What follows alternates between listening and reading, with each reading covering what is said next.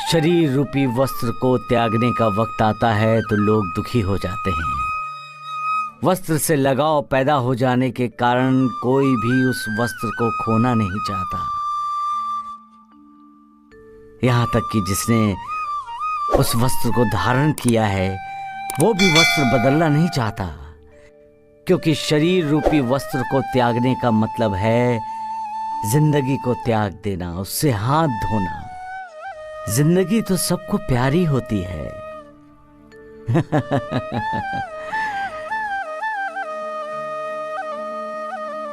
मौत के उच्चारण से ही इंसान दूर भागता है। सिर्फ ज्ञानी तपस्वी ही जब शरीर रूपी वस्त्र को त्याग करने का समय आता है तो उस समय उसका स्वागत करते हैं, क्योंकि वो जानते हैं कि शरीर रूपी वस्त्र को बदलने का अर्थ है मोक्ष मुक्ति की तरफ जाने वाले रास्ते के कई दरवाजे में से एक दरवाजे का खुल जाना। बाकी सारे अज्ञानी आसक्ति के बंधन में अटके पड़े रहते हैं, कोई रिश्तेदारी के बंधन में तो कोई प्यार ममता के बंधन में, कोई जमीन जायदाद के बंधन में तो कोई हीरे जवाहरात सोने चांदी के बंधन में। सारे के सारे ज्ञानी मोह माया में अटके पड़े रहते हैं। मुक्ति का दरवाजा सामने हो फिर भी उसे खोलने के लिए दस्तक नहीं देते।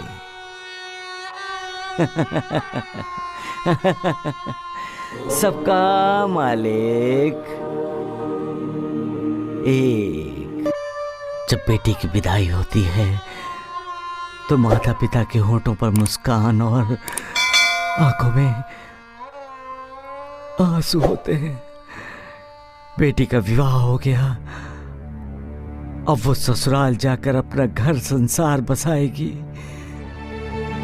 ये जानकर खुशी से उनकी आंखें छलक पड़ती हैं। साथ साथ जिस बेटी को हमने जन्म दिया, प्यार ममता देकर बड़ा किया,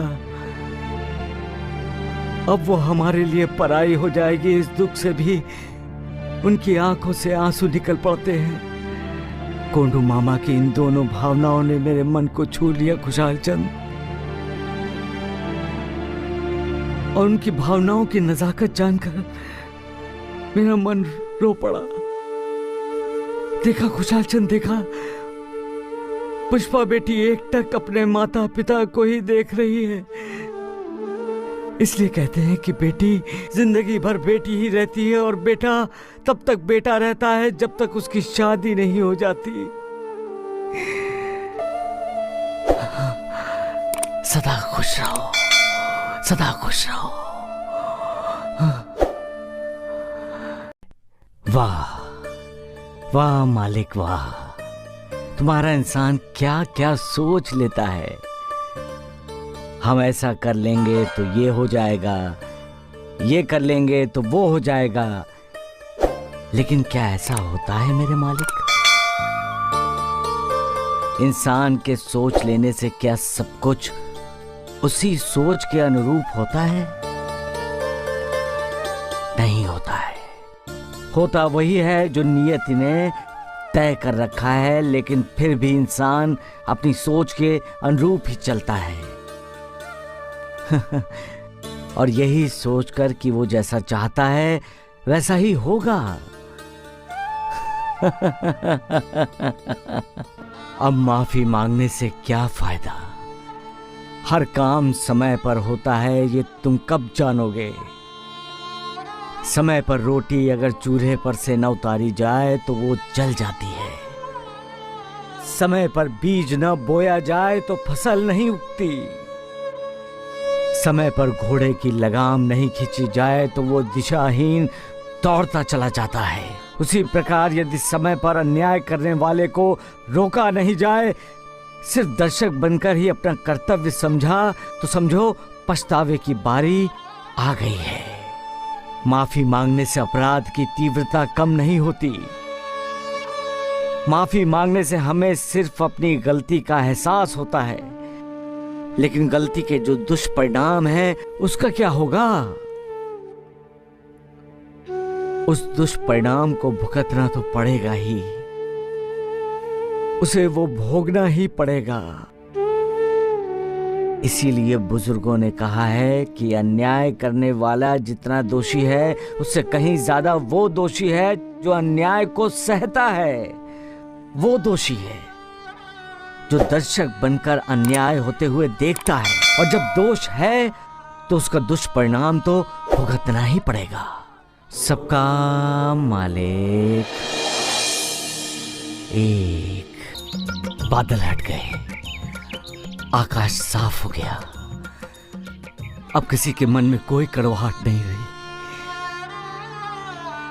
बेटी को माँ बाप मिल गए और माँ बाप को बेटी मिल गई और छोटी बहन को उसकी दीदी।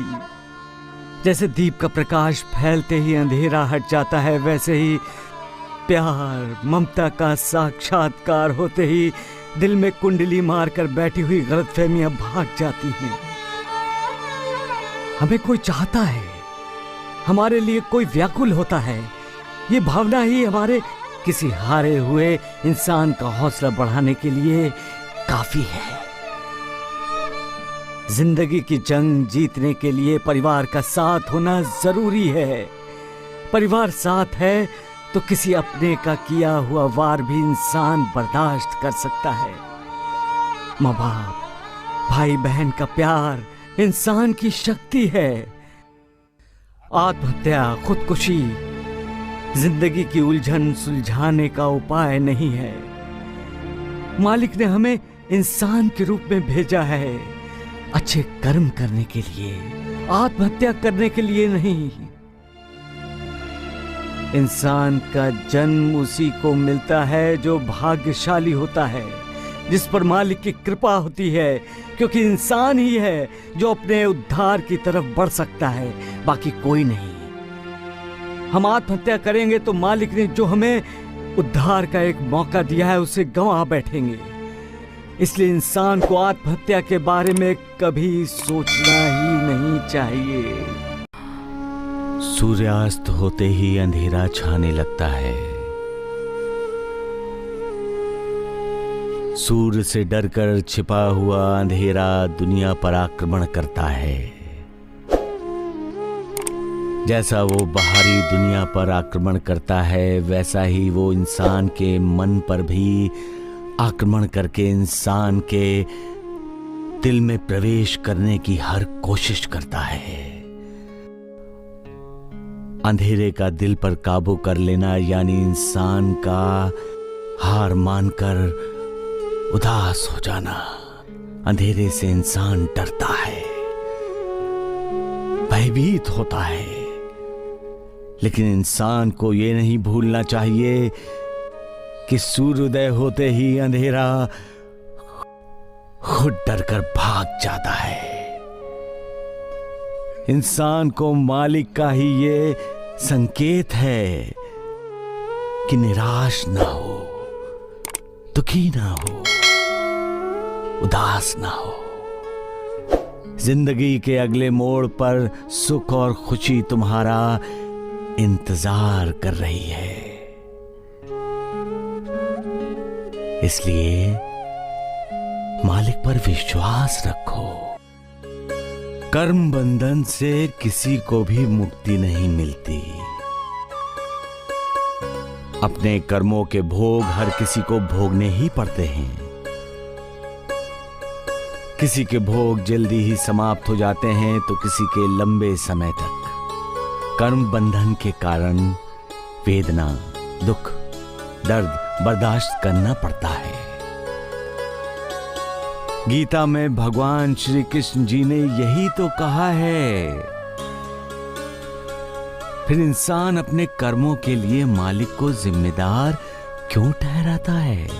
अपने कर्मों के भोगों के लिए शिकायत क्यों करता है? वो क्यों मालिक से नाराज होता है?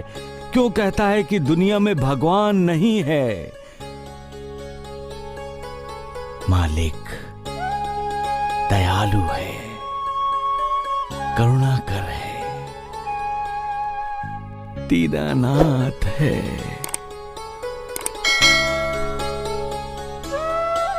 वो अपने भक्तों को कभी बेसहारा नहीं छोड़ता, हमेशा उनका सहारा बनता है।